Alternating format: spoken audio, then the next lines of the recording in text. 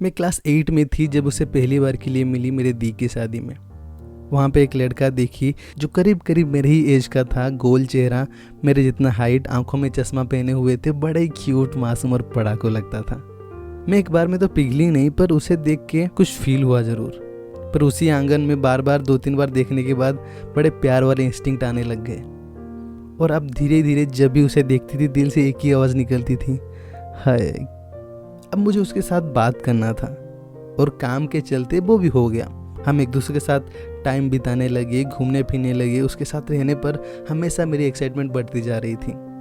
सही महीने में वो भी मुझे लाइक करता था, पर कुछ बोला नहीं।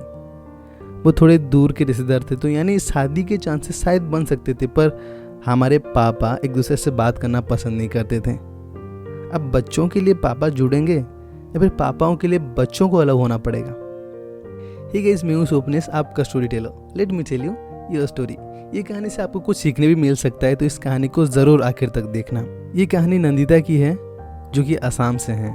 अगर अभी तक आपको कहानी पसंद आया है तो लाइक ज़रूर कर देंगे, आगे आपको ज़रूर पसंद आने वाली है। और इस कम्युनिटी के साथ जुड़ने के लिए चैनल सब्सक्राइब करें और हमारा इंस्टाग्राम कम्युनिटी को भी फॉलो करें, बिकॉज मैं आपके लिए कुछ सरप्राइज़ प्लान कर रहा हूँ। वो शादी ख़त्म होते ही हम वापस अपने अपने घर आ गए।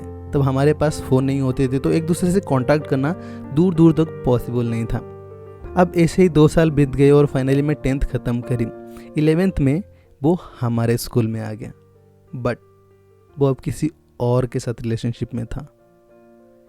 ये देख के मुझे इतना गुस्सा आया कि मैं 12th के एक लड़के के साथ रिलेशनशिप में आ गई। अब मेरे रिलेशनशिप को 2 ही वीक हुए थे, मुझे पता चला कि उसका ब्रेकअप हो गया और मैं भी इस लड़के के साथ बस नाम की रिलेशनशिप में थी। मुझे भी इसके साथ कोई फील नहीं था, तो फिर मैंने ब्रेकअप कर लिया। अब मैं उसे रोज़ चिढ़ाने लगी, उसे तंग करने लगी। कई बार मजाक मस्ती के बहाने बताने की कोशिश भी करी, पर वो हमेशा दूर भाग जाता था। वो मुझे कभी उतना पास आने ही नहीं देता था कि मैं अपने आप को सही से एक्सप्रेस कर पाऊँ। कुछ दिन बाद मुझे एहसास हुआ कि शायद उसके दिल में मेरे लिए कुछ भी नहीं है और मुझे उसे परेशान करना ठीक नहीं होगा, तो फिर मैंने उसे बात करना बंद कर दिया। अब मैं उससे बात नहीं कर रही थी, पर सच बताऊं तो उसे मैं अब भी भूल नहीं पाई थी। मुझे लगा था कि सब कुछ ख़त्म हो गया है, पर अभी भी ज़िंदगी में एक और मोड़ आना बाकी था, जिसका मुझे कोई अंदाज़ा नहीं था। मैं ग्रांटेड ले ली थी कि अब आगे हमारा कुछ नहीं हो सकता। हमारा 12th ख़त्म हुआ। एक दिन मैं मम्मी के साथ उनके घर गई। पापा तो वैसे भी जाते नहीं, बिकॉज उनकी बात नहीं बनती, तो मम्मी मुझे लेके गई।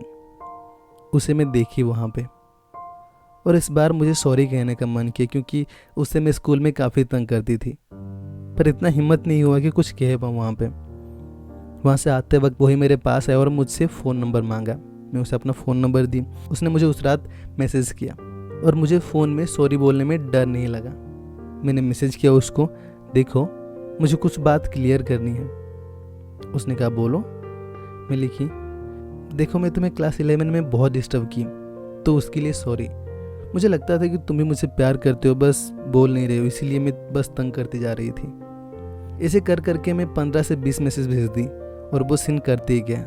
मेरे सारे मैसेज ख़त्म होने के बाद उसने टाइप करना चालू किया और 2 मिनट तक टाइप करता ही गया। मैं इधर बेसब्री से इंतज़ार कर रही थी कि वो क्या टाइप कर रहा है। वो ज़्यादा कुछ लिख नहीं रहा था, बस एक चीज़ को लिख के बार बार ओमिट करके फिर से लिख रहा था। फिर कुछ सेकंड बाद मैसेज आया, सच बताऊँ तो मैं भी तुमसे बहुत प्यार करता हूँ। पहले भी करता था, आज भी करता हूँ, शायद आगे भी करता रहूँगा। मेरे जितने सारे रिलेशनशिप थे ना, वो सब सारे बस नाम के ही थे। वो तुम्हें सिर्फ दूर रखने के लिए थे।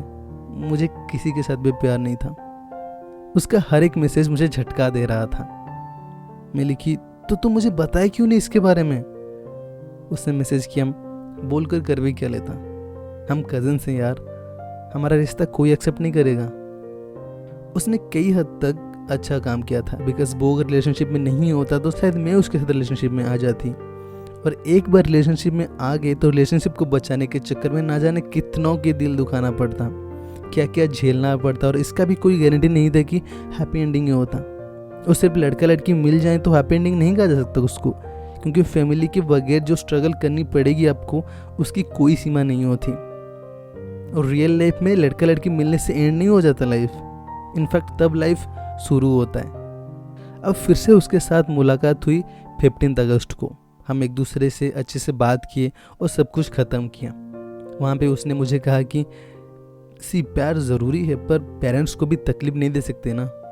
प्यार इंसानों को, फैमिलीज़ को जोड़ता है, ना कि अलग करता है। अगर प्यार दो फैमिली को जोड़ नहीं पाएगा तो उस प्यार की जीत में भी हार है।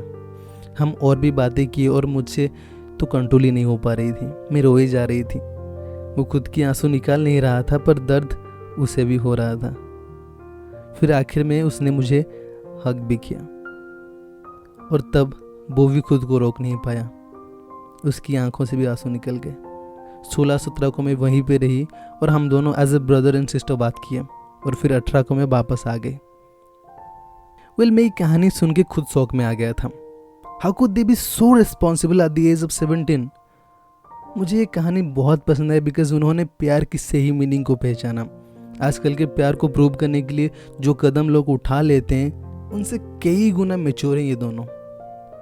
आई होप ये कहानी आपको भी अच्छी लगी होगी और शायद लव को देखने के लिए एक अलग नज़रिया भी मिला होगा आपको, क्योंकि उनकी कहानी एंड ज़रूर हो गई यहाँ पे, पर एक दूसरे से वो प्यार करना कभी नहीं छोड़ेंगे।